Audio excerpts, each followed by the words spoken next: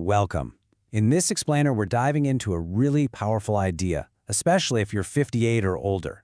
It's a concept that kind of flips what we've all been told about aging, staying active, and what it really means to be happy. It all comes down to a simple but profound equation. Energy equals happiness. So let's just start with this. It's a really important question to ask yourself. In this big quest for a happy, fulfilling retirement, are you actually running towards happiness? Or is it possible you're just burning through the very energy you need to even feel it? You know, there's this common trap, and it's so easy to fall into, especially for those of us over 58. We think that a full calendar means a full life.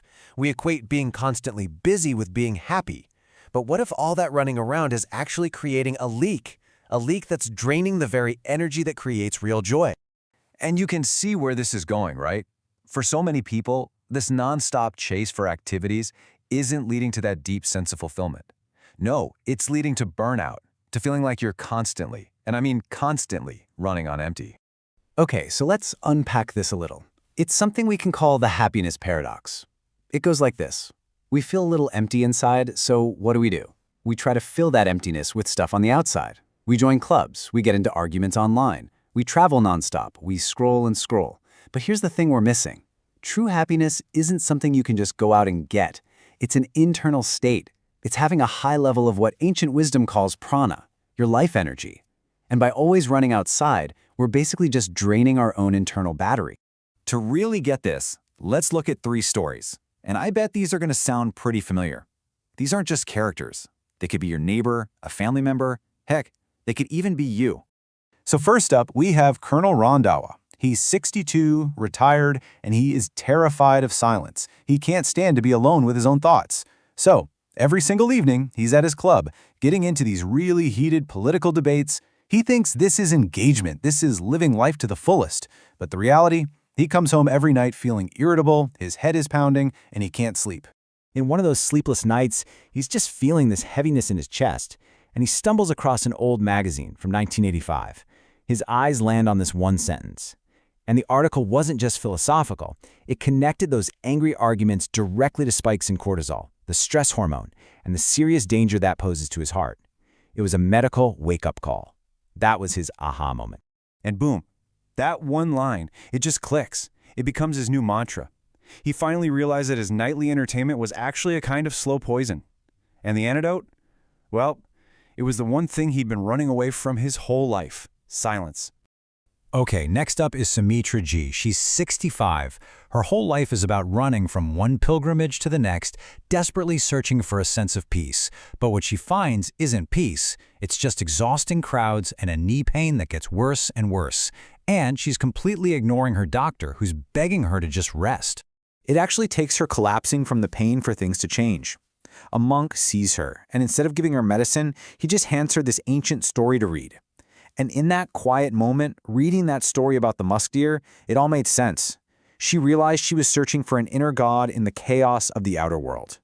And that was it. Her transformation was just incredible. She finally understood that the peace she was chasing all over the country wasn't out there. It was inside her all along, just waiting for her to be still enough to find it. And our last story, oh man, this one's going to hit home for a lot of us. It's about Professor Shastri. He's 60 and he's completely addicted to information. He's trapped in this endless cycle of news alerts, WhatsApp forwards, social media. He's suffering from what doctors actually call information fatigue syndrome. He's terrified of being out of the loop, but all that data just leaves him anxious and totally scattered. His turning point came when his eyes started burning so badly that his doctor forced him to rest them. So there he is, blindfolded, and he hears this bit of wisdom on the radio. At the exact same time, his grandson is reading him an article about how information overload can physically shrink the brain in older adults. He realized his fear of missing out. It wasn't about the news. It was a fear of facing himself. And that became his new rule to live by. He decided right then and there to stop treating his mind like a garbage can for all the world's noise. It was time to start treating it like a sacred temple. Okay, so these are great stories, right? But they are not just fables. They are rooted in some really hard science. So let's look at the science of it all and see just how powerful the simple act of doing nothing really is. And what's so fascinating here is the contrast. It is just so stark. On one hand, you've got constant activity. Research from the University of Sussex shows this leads to sensory overload. It produces a chemical called adenosine, which is literally what makes us feel tired. It spikes our stress hormone cortisol. It's a perfect recipe for leaking energy. But on the flip side, you have intentional stillness. And Harvard research shows this activates the body's auto-repair system. It switches on our rest and digest mode, and get this, it even protects our telomeres, those little caps on our DNA that are linked to slowing down aging. It actually conserves our vital energy. And that vital energy we keep talking about? Well, that's what spiritual traditions for centuries have called prana. And the logic is just beautifully simple. When you conserve this energy, happiness just bubbles up on its own.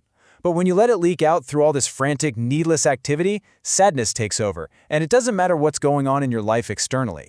So the big question is, how do we actually do this? How do we stop all the leaking and start conserving our energy? Well, it all leads us to a very simple, very actionable solution. We're calling it the Auto Repair Protocol. And here it is. It's really just 3 steps. Number 1, stop running. Just acknowledge, really accept that lasting happiness isn't hiding in the club or on a pilgrimage or on your phone. Number 2, start repairing. Start to see solitude not as some scary empty void, but as the garage, the workshop where your mind and body get to heal themselves. And number 3, believe the evidence. Trust that modern science from Harvard and ancient spiritual wisdom are pointing to the exact same powerful truth. You know, the person who really embodies this is someone we can call Annam. He's not running to clubs or going on crazy trips. He's just sitting on a park bench, observing the world. He's practicing what you could call non-doing. And in scientific terms, he's achieved perfect homeostasis, a state of pure balance where his body's auto-repair system can finally do its job. So, let's bring this all home. What is the single most important idea to take away from all of this? I just love this saying because it sums up the entire message perfectly. We don't have to burn ourselves out in this frantic search for light, for happiness. The goal isn't to be a bonfire. It's to be a well-tended lamp, one that conserves its oil, its precious energy, so it can give off a steady, calm, and happy light for a long, long time. And that leaves us with one last question. But this one, it's not for me to answer. It's for you. Look, you can't repair a car while you're still driving at 70 miles an hour down the highway, right? You've got to pull into a garage. So the real question is, where's yours? Where's that quiet space in your life for that essential, soul-deep repair?